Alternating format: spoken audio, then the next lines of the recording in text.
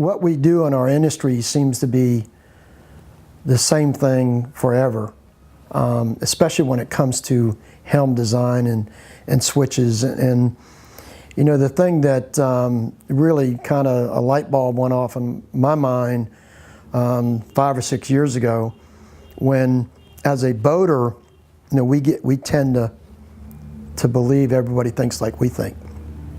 And as a boater, it's kind of macho and cool to have a helm that's got 40 switches on it, or it's got buttons and levers everywhere, because we think that that's neat.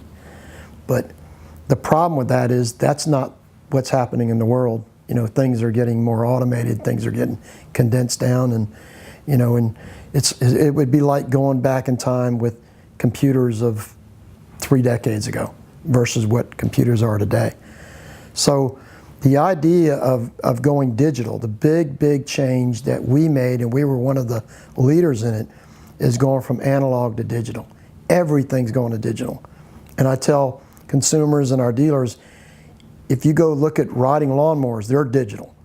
So the fact that we're one of the very few consumer products that still today is predominantly analog, bunch of wires, thousands of pounds of wires with crimped ends on them, you know, that are susceptible to corrosion and all the issues related to it. We adopted a digital, you know, a digital boat, building a digital boat. It came about as far as first doing digital was 6 years ago. About 5 years ago, we partnered with Garmin and CZone, which is a switching system company out of New Zealand. And the three of us came out with what was the first of a digitally controlled boat, meaning that Garmin opened up their chassis to allow us to put modes and put different switching on a touchscreen. Very much like what consumers are used to in automobiles or personal, you know, devices themselves.